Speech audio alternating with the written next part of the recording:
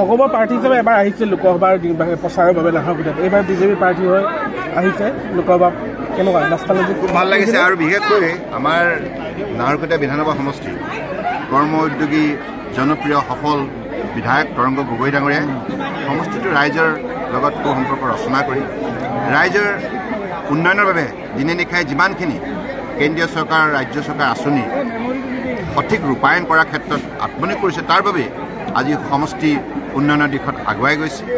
আৰু মই ভাবোঁ যে আমাৰ আজি যিসকল কাৰ্যকৰ্তা আছিল প্ৰায় 4,500 কাৰ্যকৰ্তা, তেখেতসকল আপোনালোকে দেখিলে ইমান শৃংখলাবদ্ধভাৱে গোটেই সভাখন পৰিচালনা কৰাৰ ক্ষেত্ৰত সহায় কৰিলে।